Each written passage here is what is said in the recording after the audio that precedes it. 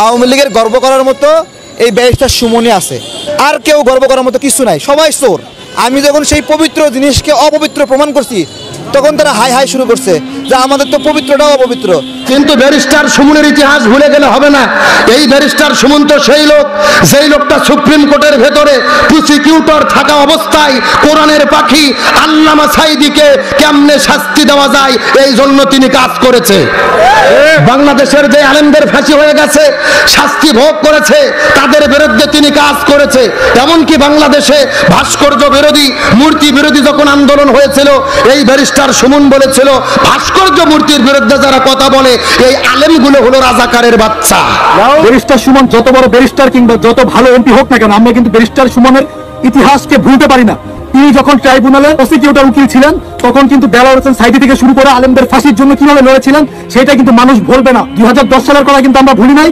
এবং 2018 সালে যে বঙ্গবন্ধুর ভাস্কর্য বানানোর কথা হয়েছিল তখন আলেম ওলামারা যখন প্রতিবাদ করেছিল, এই ব্যারিস্টার সুমন এই ভাস্কর্যের পক্ষে কিভাবে বক্তব্য দিয়েছিলেন। আজকের এই ভিডিওতে ব্যারিস্টার সুমন সাহেবের ভণ্ডামি ফাঁস করা হবে। হ্যাঁ দর্শক, ঠিকই শুনতে পাচ্ছেন। চলেন আপনাদেরকে স্ক্রিনের মাধ্যমে আগে দেখাচ্ছি যে ব্যারিস্টার সুমনের ভিডিও সামাজিক যোগাযোগ মাধ্যমে কিন্তু এখন ভাইরাল হয়েছে। ব্যারিস্টার সুমন কিন্তু সবাই বাহবা দিতেছে, কিন্তু এই ব্যারিস্টার সুমন সাহেবের অতীত কিন্তু ভুলে গেলে চলবে না। তিনি আলেম বিরোধী অনেক কাজ করেছেন, আলেমদের ফাঁসি চেয়েছেন। চলেন আপনাদেরকে স্ক্রিনের মাধ্যমে আগে পুরো ভিডিও ক্লিপটি দেখাচ্ছি, পুরো ভিডিওটি দেখেন, তারপর কিছু কথা বলছি। এই ব্যারিস্টার সুমন বলেছিল ভাস্কর্য মূর্তির বিরুদ্ধে যারা কথা বলে এই আলেমগুলো হলো রাজাকারের বাচ্চা। এই বাংলাদেশের সাম্প্রতিক একটা এমপি হয়েছে যার নাম হলো ব্যারিস্টার সুমন। কি নাম বলেছি? এই ব্যারিস্টার সুমন এমপি হওয়াতে তিনি তো ইউটিউবার, ভাইরাল পারসন, এমন কিছু কাজ করে মানুষকে আই ওয়াশ করার জন্য, মানুষের মনোরঞ্জন করার জন্য হাজারো মানুষ তার কাছে গিয়ে স্বাগত জানাচ্ছে। এমনকি আলেমরা পর্যন্ত তার গলার মধ্যে মালা দিয়ে নিজেদেরকে গর্ববতী মনে করে। কিন্তু ব্যারিস্টার সুমনের ইতিহাস ভুলে গেলে হবে না। এই ব্যারিস্টার সুমন তো সেই লোক, যেই লোকটা সুপ্রিম কোর্টের ভেতরে প্রসিকিউটর থাকা অবস্থায় কোরআনের পাখি আল্লামা সাঈদীকে কেমনে শাস্তি দেওয়া যায় এই জন্য তিনি কাজ করেছে। বাংলাদেশের যে আলেমদের ফাঁসি হয়ে গেছে, শাস্তি ভোগ করেছে, তাদের বিরুদ্ধে তিনি কাজ করেছে। এমনকি বাংলাদেশে ভাস্কর্য বিরোধী, মূর্তি বিরোধী যখন আন্দোলন হয়েছিল, এই ব্যারিস্টার সুমন বলেছিল ভাস্কর্য মূর্তির বিরুদ্ধে যারা কথা বলে এই আলেমগুলো হলো রাজাকারের বাচ্চা।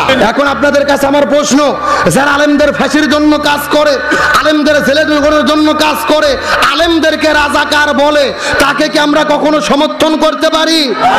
ভালো করে বুঝবেন, আমি তার ব্যক্তিত্বের বিরুদ্ধে বলি না, সে ভালো কাজ করে সমর্থন করি, তার ব্যক্তিত্বের প্রশংসা করি, কিন্তু সময় এসেছে আলেমদের ব্যাপারে তার অবস্থান কি এটা পরিষ্কার করতে হবে। এই ব্যারিস্টার সুমন আর বগুড়ার হেরো আলমের মধ্যে কোনো পার্থক্য নাই। ভালো করে বুঝবেন, হেরো আলম কিন্তু নির্বাচনে দাঁড়াইছিল 5 বছর আগে বগুড়ায়, 2 বছর আগে ভোটে জিতেও ছিল, কিন্তু দলের লোক না হওয়ার জন্য এমপি হতে পারেনি। আর ব্যারিস্টার সুমনও বিদ্রোহী প্রার্থী, কিন্তু এমপি হয়েছে একই দলের লোক হওয়ার জন্য। আপনাদের হেডমোটটা মারাত্মক ভাবে বোঝা লাগবে। সুতরাং কান সিল কানলে দৌড় মারছে, সিলের পেছনে দৌড় মারবেন, কানে হাত না দিয়ে যা দেখবেন তাদের পিছে ছুটবেন না। একটা কথা মনে রাখতে হবে, যারা আলেমদের বিরুদ্ধে, যারা ইসলামের বিরুদ্ধে, এদের সমর্থন করা ঈমানের দাবি হতে পারে না। এ যদি তওবা করে আলেমদের পক্ষে থাকার ঘোষণা দেয়, আলেমদের পক্ষে থাকে, আমরাও তার পক্ষে থাকবো। সমস্যা ব্যারিস্টার সুমন পাশ করার পরে বক্তৃতায় বলেছে আমাকে ফুল দেওয়ার 200 টাকা দিয়ে ফুল দেওয়ার পরিবর্তে আমাকে 200 টাকা না দিয়ে অসহায় মানুষকে 200 টাকা দিবেন, আমি তার বুকে জড়াই ধরবো। এই কথা বলার পরেই আমাদের হুজুররা বলছে হ্যাঁ এই তো মদিনার সনদে রাষ্ট্র চালানোর মতন যদি কোনো রাষ্ট্রপতি থেকে থাকে তাহলে একদম ব্যারিস্টার সুমনই পাইছি। এটাই হচ্ছে সেই মদিনার সনদে চালানো একটা রাষ্ট্রপতি। হ্যাঁ, ব্যারিস্টার সুমন এমপি হওয়াতে জীবন ধন্য। আমি এই সমস্ত হুজুরদেরকে বলছি, হুজুরেরা এই ব্যারিস্টার সুমনকে আপনারা চিনেন নাই, ভুলে গেছেন এর অতীত ইতিহাস। এই ব্যারিস্টার সুমন সেই লোক যিনি উলামায়ে কেরামকে রাজাকার বলে গালি দিয়েছে, আল বাদর আশ-শামসের অধিকার উত্তরসূরি বলে হুজুরদেরকে গালি দিয়েছে। আমরা নাকি রাজাকারদের বিরুদ্ধে তৈরি, আমরা আমাদের শরীরে নাকি রাজাকারের রক্ত বইতেছে, আল বাদর আশ-শামসের রক্ত বইতেছে, আমরা নাকি স্বাধীনতার বিপক্ষের শক্তি। এই রকম বক্তব্য দিয়েছিল। কখন দিয়েছিল? যখন আল্লামা মামুনুল হক সহ বাংলাদেশ সমস্ত উলামায়ে কেরাম ভাস্কর্যের বিরুদ্ধে কথা বলেছিলেন। তারা বলেছিলেন ভাস্কর্য আর মূর্তির মধ্যে কোনো পার্থক্য নেই, ভাস্কর্য এবং মূর্তি একই জিনিস। জাতিকে এ কথা যখন বুঝিয়েছিলেন, তখন ব্যারিস্টার সুমন এই সমস্ত ওলামায়ে কেরামের বিরুদ্ধে বিক্ষোভ মিছিল করেছিলেন এবং সেই মিছিলের তিনি সমাপনী বক্তব্যে এ কথাগুলো বলেছিলেন। এই দেশের যে সমস্ত ওলামায়ে কেরাম বলছেন ভাস্কর্য এবং মূর্তি একই জিনিস, তারা রাজাকারের রক্তে তৈরি, এগুলো আলবদর আশামসের উত্তরসূরি, এরা স্বাধীনতার বিপক্ষের শক্তি। এই হচ্ছে ব্যারিস্টার সুমন। আরো বলছে শোনেন, উনি যখন ট্রাইব্যুনালের প্রসিকিউটর ছিল, যতগুলো আলেমের ফাঁসি হয়েছে, এই সমস্ত আলেমদের ফাঁসির জন্য ওনার কিন্তু অনেক অবদান রয়েছে। এমনি তাকে এমপি বানানো হয় নাই, এমনি এমনি তিনি এমপি হয় নাই, ইনার অনেক অবদান আছে। অতএব হুজুরদেরকে বলছে, হুজুররা থামো, অত লাফায়ও না, অত খুশি হয়েও না, তোমার টুটি চেপে ধরবে। ওলামায়ে কেরামকে বলছে, ওলামায়ে কেরাম টুটি চেপে ধরবে। আজ তার কাছে সেলফি তুলছো, তার সাথে সেলফি তুলতেছো, সেলফি তুলে নিজেকে গর্বিত মনে করছে না, ব্যারিস্টার সুমনের মতন একজন মহান নেতার সাথে সেলফি তুলেছি, আমি কি আর আমি আছি ভাই? এই হলো ব্যারিস্টার সুমন। তিনি ভালো কাজ করলে ধন্যবাদ, কিন্তু আলেমদের বিরুদ্ধে ওনার কি অবস্থা এখনো কি চেঞ্জ হয়েছে? উনি যে আপনাকে বললো আপনি স্বাধীনতার বিপক্ষের শক্তির লোক, এই দেশের ওলামায়ে কেরাম বা স্বাধীনতার বিপক্ষের শক্তির লোক, কারণ এই দেশের সমস্ত ওলামায়ে কেরাম বলেছিল যে ভাস্কর্য এবং মূর্তি একই রকম, মূর্তি আর ভাস্কর্যের মধ্যে দেয়ার আর নো ডিফারেন্স বিটুইন মূর্তি এন্ড ভাস্কর্য। এ কথা যখন বলেছিল, তখন এই সমস্ত আলেমদেরকে তিনি একটি উপাধি দিয়েছিলেন, যেটা হলো আলবদর আশামস, নতুন প্রজন্মের এরা আলবদর আশামস রাজাকার।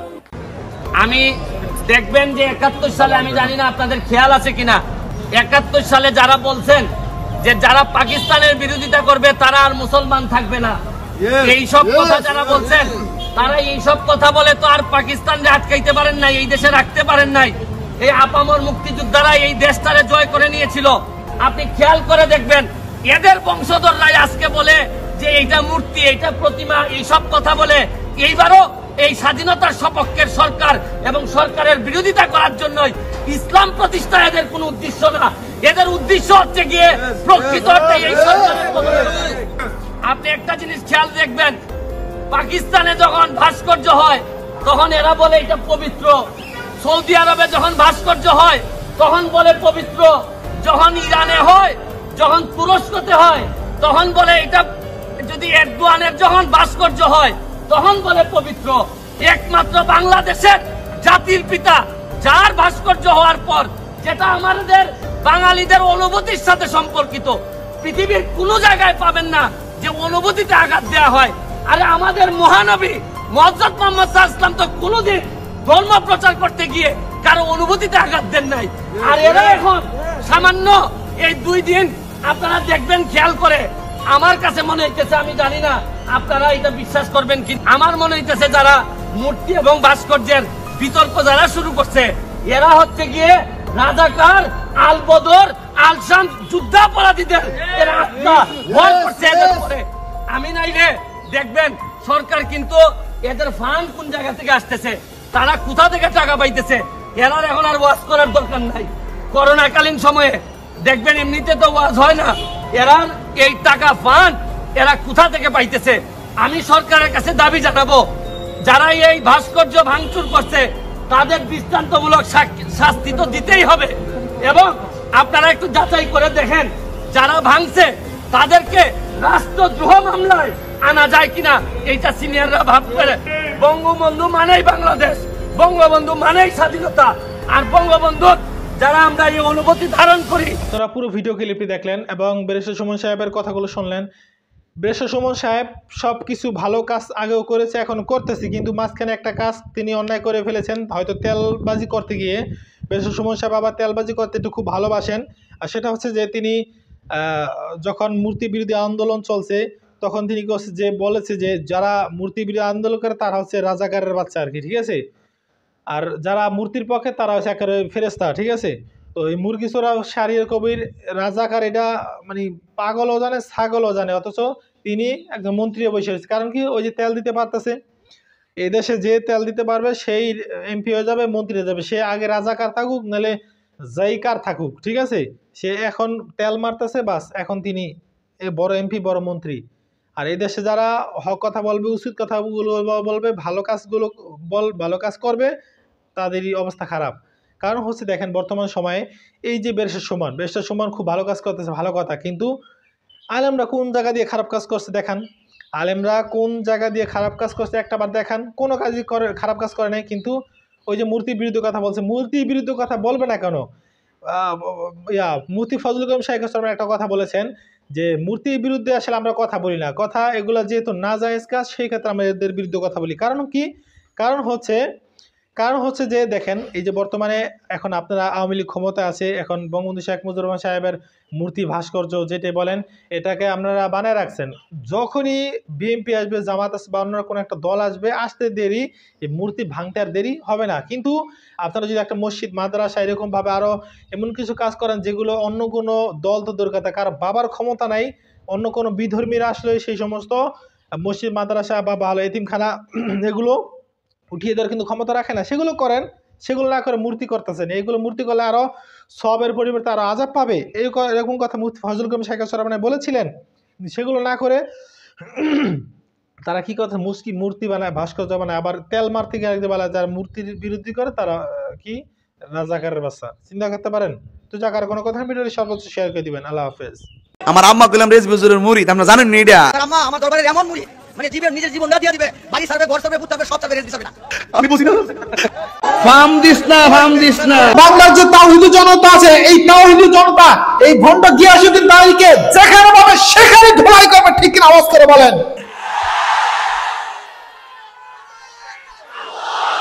গিয়াসউদ্দিন ভণ্ড তাহিরের মা এর চাইতে বড় নিকৃষ্ট, যার কারণে আজকে এই ভণ্ড গিয়াসউদ্দিন তাহির ভণ্ড হতে বাধ্য হয়েছে। বর্তমান সময় সোশ্যাল মিডিয়াতে ঢুকলে একটা ভণ্ড চোখে পড়ে, যেই ভণ্ডের নাম হচ্ছে ভণ্ড গিয়াসউদ্দিন তাহিরি।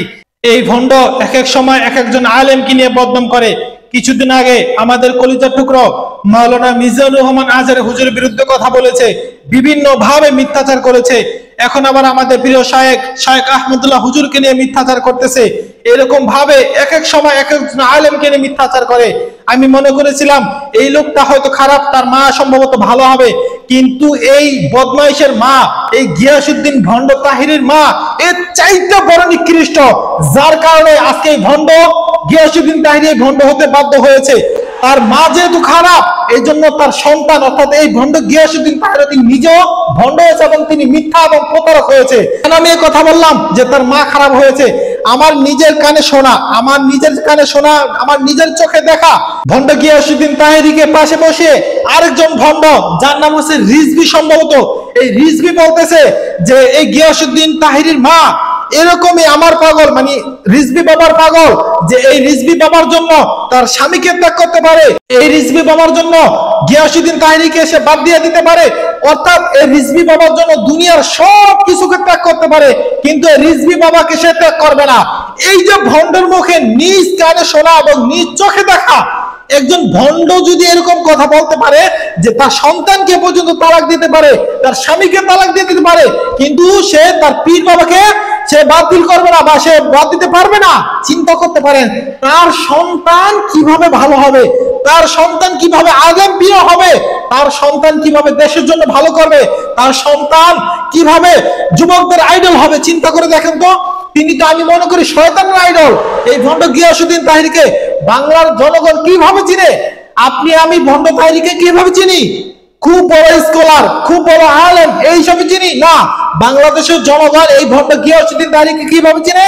এই ভণ্ড গিয়াসউদ্দিন তাহিরিকে চিনে বসেন বৈশা যান, চা খাবেন, ঢেলে দেই, ডাব খাই না, এই বিভিন্ন ভাবে ভণ্ডামি জিকির করে, ভণ্ডামি কথাবার্তার মাধ্যমে ভণ্ডামি জিকির করে, গান গেয়ে তারপর কিন্তু এই ভণ্ড গিয়াসউদ্দিন তাহিরি ভাইরাল হয়েছে।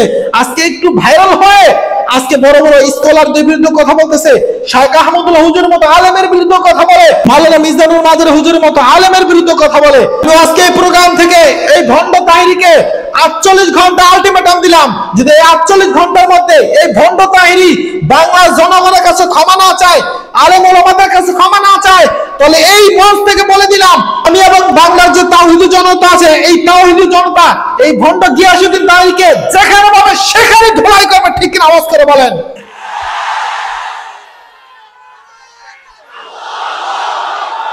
আহমদুল্লাহ হাসান জামি সাহেব, চরমোনাই হেফাজত ইসলাম, জামাত ইসলাম, আলিয়া, অমুক তমুক সব দল আলহামদুলিল্লাহ এক হয়ে গেছে। ইনশাল্লাহ আরো হবে, ইনশাল্লাহ এই মিল মোহাম্মদ ইনশাল্লাহ কিয়ামত পর্যন্ত থাকবে, সমস্ত দল এক হবে। বাতিলরা পালাতে এই দেশ থেকে বাধ্য হবে, আহলে সুন্নাত ওয়াল জামার মতো ভণ্ডরা এই দেশ থেকে পালাতে বাধ্য হবে ইনশাআল্লাহ। করিম রাজুল করিম তারা যে এক একটা ময়দানে ডাক দেয়, মাঠে ডাক দেয়, লক্ষ লক্ষ মানুষ জমায়েত হয়ে যায়। এই ভিডিওর মাধ্যমে আলী হোসেন ওসামাকে আমি চ্যালেঞ্জ করলাম, যদি তুমি 1 লক্ষ মানুষ একটা ডাকে জমায়েত করতে পারো, আমি তোমার কাছে সারা জীবন গোলামি করবো, সারা জীবন চরমানাওয়ালাদেরকে গোলামি করায় ছাড়বো আমি। ফয়জুল করিম তোমার গোলামি করবে, রাজাল করিম তোমার গোলামি করবে, যদি 1 লক্ষ মানুষ তুমি ঢাকাতে জমায়েত করতে পারো একটা ডাক দিয়ে, আমি আল্লাহর কসমটা বললাম। এই দিনটার জন্য আমি অপেক্ষায় ছিলাম। এই যে দেখতে পাচ্ছেন ছবিগুলো, স্ক্রিনে দেখতে পাচ্ছেন, এই ছবিগুলো খুব ভালোভাবে দেখেন। যারা বলে হুজুররা কখনো জীবনেও মরে গেল, পৃথিবী উল্টে গেল এক হতে পারবে না, তাদের জন্য কিন্তু এই ভিডিওটি। দর্শক শ্রোতা, আজকে 23 ডিসেম্বর ঢাকাতে একটা সম্মেলন হয়েছে ফিলিস্তিনি ইস্যু সম্পর্কে। তো সেই ফিলিস্তিনি ইস্যুতে সমস্ত আলেম, সমস্ত ঘরানা আলেম, এখানে আলিয়া, কৌমিয়া, কে জামাত ইসলাম, কে চরমোনাই, কে হেফাজত,